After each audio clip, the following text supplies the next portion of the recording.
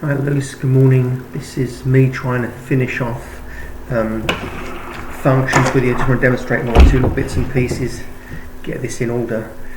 Let's just take a look at the book. I did plan to demonstrate question 9 to you, so if you've got the Dolphin book in front of you, I'll read it. I can't get brilliant clarity on this. It says the functions f of x and g of x are defined as follows. Find f of g of x. Here we're merging two different functions to make a composite function. I think that's what it's called, a compound function, composite function, one of those two things. So I'm going to merge these two together, then I'm going to merge these two together, then I'm going to solve this equation fully right in front of you. Is that alright? So this is page 109, 6.2 skills, and I'm going to get to work in front of you right now, and that should give you enough ability to finish off the rest of the functions work. So here's question 9. Can you see that? Yeah, okay, that's good. Question 9. That's what we've got. I've got f of x is defined as x squared, and I've got g of x is defined as 3x plus 1. Okay, and I've got to find, for part A, f of g of x. What this means is you take the function g of x and you plant it straight into f of x. So this then becomes the new x that goes into the f of x function. So how do I do that? Simply open up x. No, that's not right. I'm going to take my new x, which is that, and then according to this function is I've got to square it. There you go. So f of x, which means x squared, becomes x plus 3x plus 1 all squared, and that's just straightforward. Got to multiply the thing out. For higher level, don't bother about double brackets, just try and do it in your head. So we've got 9x squared, 3x is 6x, 1 times 1 is 1. Done. Alright, so f of g of x is that, and that's meant to be 6. B, I've got to find g of f of x. This time, this part here, my f of x becomes the new x value for over here. So this time I'm taking that and planting it right there. Okay, so here I go.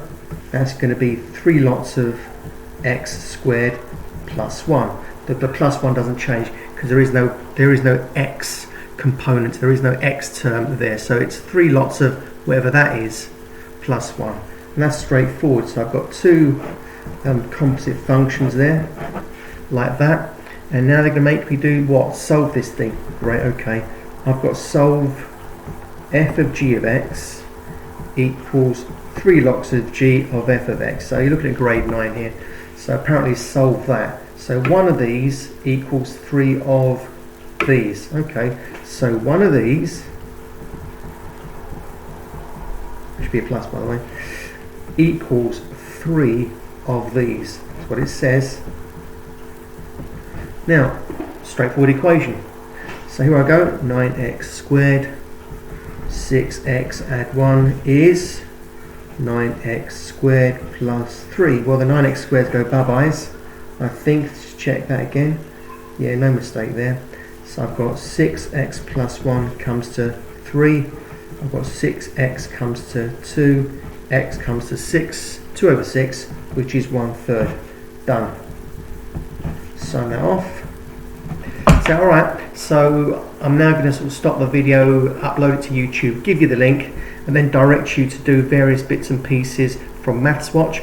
I've actually printed off the 2 worksheets from Exam Pro, which not from Exam Pro, the other ones from MathsWatch, which are brilliant. The videos are brilliant as well. She does some things slightly differently. So your job is to look at it's grade 9 I think it is on their rating, probably on mine as well.